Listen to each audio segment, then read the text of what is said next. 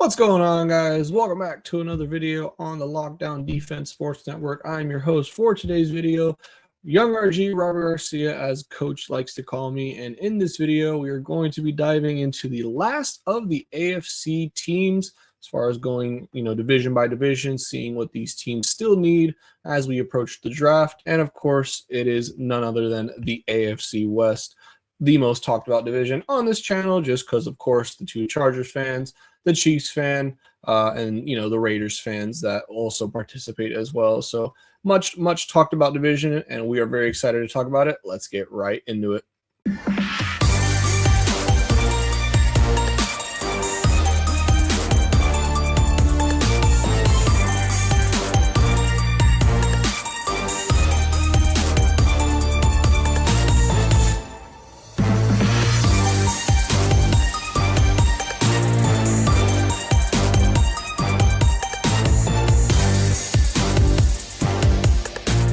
So yes, as I was saying, the AFC West post-free agent analysis, we're going to be looking at each of the four teams in this division: the Chiefs, the Raiders, the Broncos, and of course the Chargers.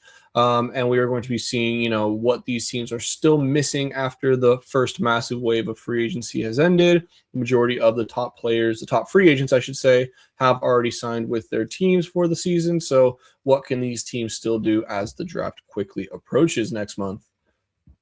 And the first thing, as always, this is going to be, the top three positions of need, and we're going to be filling in each of those positions with either a free agent that is currently still remaining or a draft pick for the upcoming draft, of course. And so with the first team, we're going to be talking about the Denver Broncos, and as far as their additions and their retentions, they re-signed running back J.K. Dobbins. They tendered Jaquan McMillan, this cornerback, extended guard Alex Palsawski. Apologies if I messed that up. Re-signed their linebacker Justin Strnad, extended their tight end Adam Troutman, and re-signed the other linebacker Alex Singleton. They did release Dre Greenlaw, however, again, re-signed two linebackers, let one go. My opinion, I think they brought back the two that were, of those three. I think I would have wanted to keep Greenlaw, but I guess, take that for what it's worth. So what are the three remaining positions of need for the Broncos? It's 100% tight end, defensive end, and in my opinion, still running back. And so let's dive into why I think each of these for tight end. There's just nothing really for them there over on the tight end position. The fact that they're re-signing Adam Troutman should tell you a lot about what's going on in that tight end room. So definitely looking to get more weapons for Bo Nix. They did make a big splashy trade for Jalen Waddle, which was not added onto this list now that I'm thinking about it. This was made before the trade, of course. So a wide receiver would have absolutely been top of the list here. But of course, they addressed that with a nice trade. They did give up quite a bit of draft capital to get that trade. So we'll see kind of what they do in the draft this year. However, I still think that it was the right move to make for a number one wide receiver in this league, and definitely going to be Bo Nix's new target. Defensive end, with the loss of Jonathan Allen, or excuse me, not Jonathan Allen. John Franklin Myers. Definitely looking to kind of bolster that defensive line a bit. And of course, running back, they did, like I mentioned, re-sign J.K. Dobbins. They also re-signed Jaleel McLaughlin, but those guys, J.K. Dobbins a little bit more so. It's just him and his health, man. That's the killer for J.K. I loved him when he was with the Chargers. He just can't stay healthy, and we even saw it last year before the playoffs started. Had that nagging injury, and it ultimately cost him playing in the playoffs. And so we'll see what happens with that. I still, even though if J.K. is going to be your lead back, I'd still like you to draft somebody else, or in this case, pick up somebody else. But it was a draft, in my opinion. So we'll start with the tight end. I think Jonnu Smith is a nice 1 year kind of replacement staple, if you will. Kind of a bridge tight end in that regard. I think he still has a lot that he can bring to the table. And I think in a scheme like Sean Payton's, I think he can whip up some nice routes for him, and Bo Nix can definitely find some decent targets towards Jonnu. I think he really just suffered last year. He was in Pittsburgh just with the lack of play calling creativity. Obviously, the years prior to that, he was with the Dolphins, where he had an amazing play caller and, of course, had an amazing season. So I think Sean Payton can get enough out of him. He's a little bit older, but I still think he can get enough out of him for sure. As far as the defensive end, I kind of like our Mason Thomas. And I'm just now realizing that for the Broncos, I did not put the schools. So that is totally my bad. My apologies on this one. But he is out of Oklahoma. So I just think as far as where he's projected to be drafted, he's somewhere between, late first into the second round. So again, that's where the Broncos have their only remaining draft pick. They traded away a first, a third, and a swap of fourths. And Broncos fans will tell you that first round pick is basically a second, which to each his own. I think first round picks are still more valuable. They're in their own category because of that fifth-year option you get with the rookies. It just has so much value. I mean, the Ravens are the most famous example, trading back into the last pick in the first round to take Lamar Jackson, getting that fifth-year option, and it obviously worked out pretty well for them. A couple of MVPs there. However, I think that Mason Thomas is right there in that wheelhouse where the Broncos can draft him. And he would just be an instant addition, an instant boost to this pass rush, just a monster pass rusher out of Oklahoma. And I just think that he's a little bit undersized, but with the NFL, you kind of get used to playing in bigger sizes. So I think he could just put on a little bit of weight, and he could definitely be a force on this defense with just all that talent that's already there and so much attention that's drawn to Nick Bonito and things like that. I really do think that Mason Thomas can have a bright future here with the Broncos. And as far as running back, again, really messed up not putting the schools here. I did it for the rest of the guys. Apologies. But I'm going to go with Katron Allen, a running back. Where is he at? Here we go. Out of Penn State. I had to go look through my notes here. So I think that it's a reasonable place to draft him. He's projected to go anywhere from late day 2 pick to an late day 2 pick to a day 3 pick. So if they're able to pick him up in the third round, I think he would just be a perfect complement to J.K. Dobbins. He doesn't have like that home run ability or speed or anything like that, but he's got patience behind the line of scrimmage. He allows the blocks to develop before he, makes his move. He's got great leverage. He's big dude. So he's going to pick up those short yardage situations pretty well. I mean, he's 5'11", 216. So he's got some beef to him. And I think he would just be a great complement to J.K. Dobbins. And then you do have Jaleel McLaughlin as well for some third down, scat plays or whatever you like to call them. I just think the Broncos especially need a bruising back, one that can, deliver a lot of punishment and really set the tone for the run game and to get Knicks in a rhythm. So I think it would be a smart move for them. Again, you can get him with the day 3 pick, which you still have. You're not investing too much into him, but he's still providing a lot of value in that regard. Next up, the Kansas City Chiefs. So obviously the Chiefs having an amazing free agency or offseason so far. The biggest signing, of course, to their biggest position of need, the running back and Super Bowl MVP Kenneth Walker III. Just, again, completely solves the running back issue they had last year. They have the O-lineman to create holes. They just don't have, or they didn't have, that do-it-all running back. And he's not great in the receiving game. You don't need him to be, though, especially with Mahomes coming off that injury this year. You just need somebody who can anchor down this running game, take, 18 to 22 rushes a game or something like that, and just really, set the tone. What he was able to do in the playoff run that the Seahawks had, just making teams respect the run and giving Sam Darnold just easy throws, forcing the coverage to come up. And, ultimately I take that back. They're not easy throws. It's playoffs, it's high intensity. But, Sam Darnold did what he needed to do to keep, his team out of trouble. And, again, allowed Kenneth Walker to lead the way. Obviously ended in a Super Bowl win and a Super Bowl MVP for the young fellow. So he signs a nice contract over in KC, and much to my chagrin and much to the chagrin of everybody else in the AFC West, that was obviously a great signing for the Chiefs. Obviously, of course, re-signed Travis Kelce. Not even a big surprise. Not going to spend any time on that. There was nowhere else he was going to go. It was either retirement or back with the Chiefs. So no surprise. Passed around another former Charger, Alohi Gilman, to replace the safety they lost in Wood. Signed defensive interior Kiris Tonga, formerly of the Patriots. Great run stopper up the middle. Again, just bolstering that D-line with Chris Jones opposite there. signed cornerback Kader Kahu, again, to try to replace the departures of Trent McDuffie.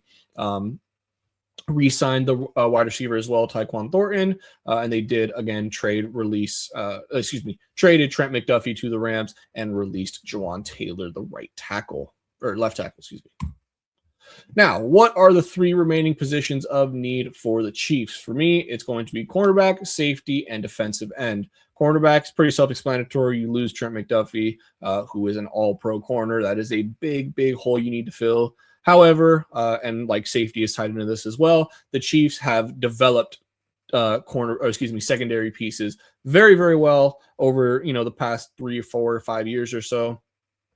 Of course, Trent McDuffie, L'Jarius Sneed, his first name escapes me right now, but Wood, the safety that just signed as well.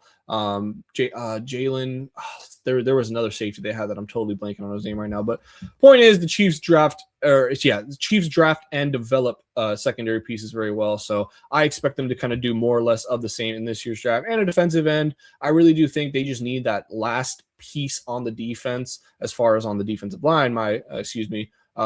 Just to give Chris Jones up the middle some help. Chris Jones lines up really anywhere, but they just need another presence on the defensive line that warrants attention, because Chris Jones is the only one that you really fear on that defensive line. Karlaftis is So I really do think that, they address that and go full defense here. And as far as going with cornerbacks and safeties, I think they take a pair of LSU kids. It's going to be Mansour Delane, the cornerback, and AJ Huxley, the safety. I really do think that it honestly makes the most sense for them. It would totally be amazing to, draft a pair of teammates who are, come from a great program, can work with some great coaches. We talked about the Chiefs' ability to develop the secondary pieces. So I really do think, you get two guys that are already used to playing with each other, that type of chemistry that can already, elevate your team in the rookie years. I think it's going to be, I think it'd be great. I think it'd be hilarious, and I think it would be a great story as well. It's two positions of need for the Chiefs. So I really do think this is something they could look at. And they would have the draft capital to take both these guys. Mansour Delane is expected to be, top 10-ish pick, maybe falls into the late teens. So they can absolutely nab him there at 9 now that they don't need to go running back. AJ Hawkley is projected, a little bit more into a day 2 pick, which again, they can easily, trade up into the second, package a third with something to move up to get him, or however you want to do it. But they have the opportunity to draft both these guys at the end of the day, and that's massive for them. It's two positions of need, and I think it's two guys that can really perform at this level that come from a great school as well. And as far as the defensive end, I think it's just a 1-year stopgap replacement. Cameron Jordan coming off his departure from New Orleans.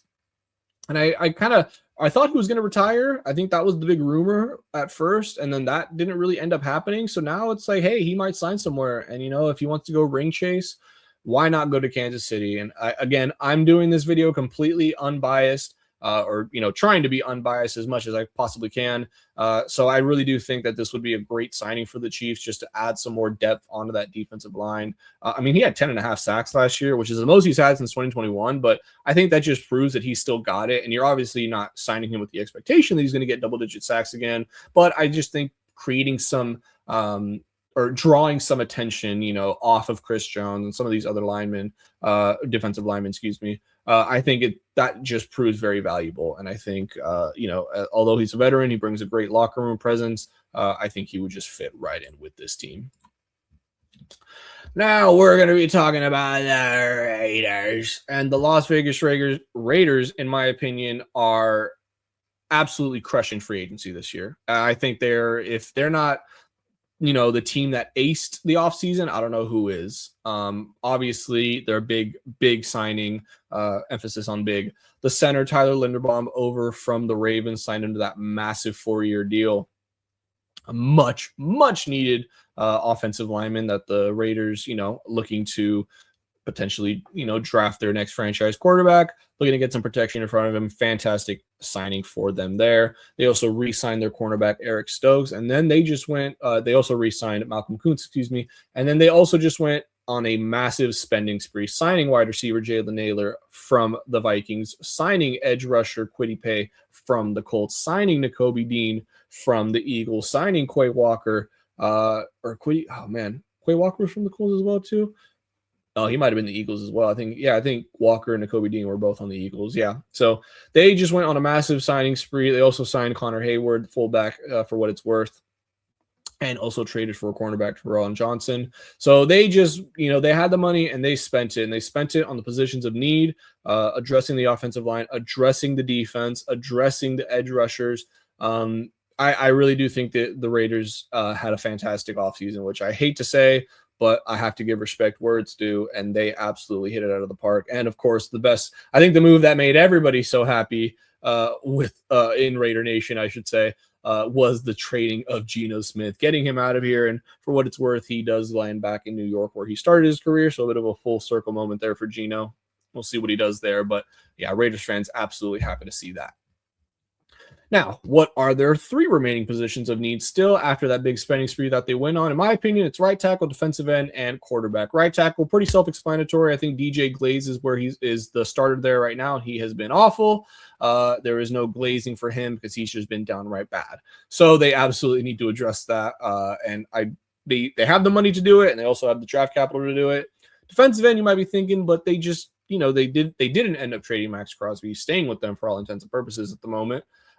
Yeah, but I still think you need somebody there on the opposite edge. Kwity Paye is a decent edge rusher. He's not, a full-time, bona fide edge rusher there, but I think he's a nice rotational piece. So if you can get somebody else who's got a little bit more starting experience, I definitely think that he would be a better fit.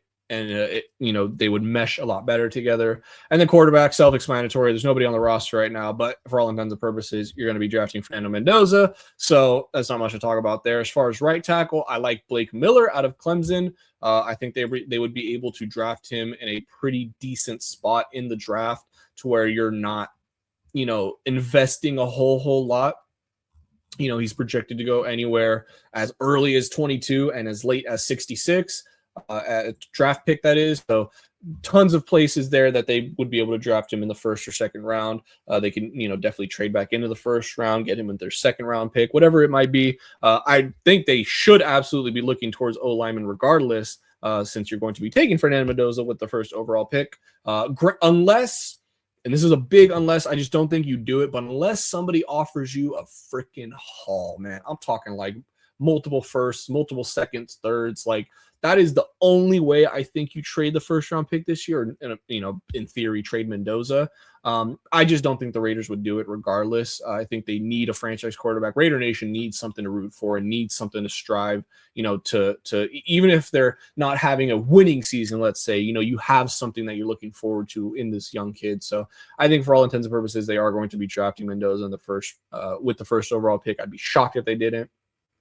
And then to address the defensive end position, I think Joey Bosa, as funny as it is, I think he would actually be a great signing. He stayed healthy last year in Buffalo, and he has that Raider attitude for what it's worth. He plays pissed off at times, and I think Raiders fans would love to see that raw emotion that he brings to the table. So for what it's worth, I don't know how much he would really contribute, but I think it's a nice edge room with him, with Crosby, Bosa, and Kwity Paye, of course. So I think nice little rotation there will make for some fun to be had with this defense. And now we're gonna obviously have to talk about it last and certainly least in the offseason so far. It's the Los Angeles Chargers, and man, I wish this list looked a lot better. The release list looks fantastic. The signed list looks absolutely abysmal. And we'll start with the highest note, with re-signing the edge Khalil Mack to another 1-year, $18 million deal. Mack, obviously, if he was going to come back, I think he was always going to come back to the Chargers. There's no point at this point in his career to relocate his family up and move to a other side of America. I think this is where he wants to be. And at the end of the day, I'm very happy to have him back. Just locker room presence. Veteran. The dude's he's a future Hall of Famer. He can play for as long as he wants, and we can keep giving him 1-year deals because I just love watching him play. I love the leadership he brings. Man, this guy, just get him a damn playoff win, please, in his career. He doesn't have one. Get him a playoff win, I beg. Another great signing that we had, and we're definitely going, maybe not so much, but so far going in order of great signings, best to worst. I loved the Tyler Biadasz signing, 3 years, $30 million from Washington. Again, massive upgrade from the release of Bradley Bozeman, who you see down there, of course, and a much needed one at that. Literally anybody would have been an upgrade, but I think Tyler Biadasz, if he should stay healthy, will be a fantastic signing for the Chargers and an instant upgrade at a much needed position. Love the signing of the blocking tight end, Charlie Kohler. Again, this just shows you what the Chargers are trying to do this year. Run the ball. They're getting blocking tight ends. They're getting big men. Again, looking at the next signing of Cole Strange, O-lineman from Miami, coming to join his former head coach. This one is the one that really bugged me the most. I truly just don't know why you wouldn't go after Elgton Jenkins, who was just a little bit more expensive, but not by much. I mean, 12 mil, you really couldn't shell out 12 mil for a Pro Bowl, in front of your franchise quarterback. You saw the absolute hell that he was in last year. Sorry, getting ahead of myself. Try not to rant as much as possible.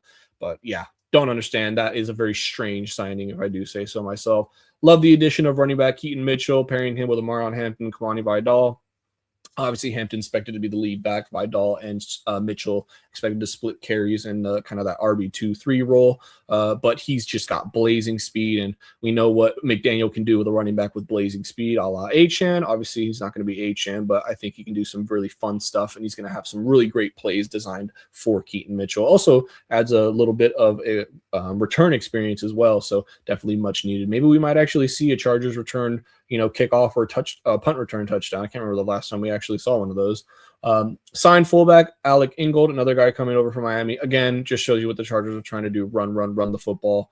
He is going to absolutely be in some of these heavy, 6-7 lineman packages, lead blocker. I like it. It's a kind of signing as far as how much impact he'll have, but I like for what they're trying to do. Re-sign Trey Pipkins. This one made no sense to me. In my opinion, if you were going to re-sign any tackle on this team, it was going to be Jamari Salyer.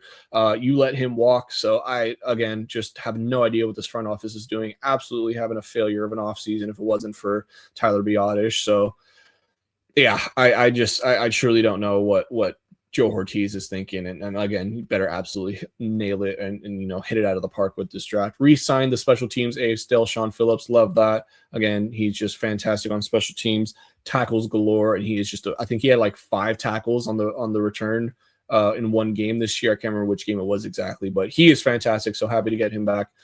Like the signing of Dalvin Tomlinson. He had a really down year last year in Arizona. Granted, it's in Arizona, so you contribute that to a lot of things, but I really do think he can bounce back this year with us. Just a run stuffing plug up the middle.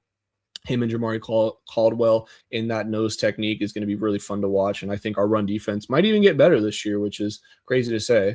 And again, going over the releases, departures, releasing Mekhi Becton, releasing Will Dissly, releasing Bradley Bozeman. None will be missed. Good luck and good riddance. Now, as far as what do the Chargers need? Shocker, it's 2 offensive lineman positions and defensive end. It's been the same story since the start of the offseason. Really, nothing's changed here, and because they really did nothing to address it. I guess you could have put center on here in place of defensive end before we signed Biadasz, because, yeah, that was the interior offensive line was absolutely the best, the biggest need of the entire team going into this offseason, and that still remains the same because they did nothing to address the guard position. So we're going to have to address it here. I like for right guard, the Oregon prospect, Emmanuel Pregnon. He is projected to go right in that, later first round. So I think the Chargers could absolutely nab him with 23.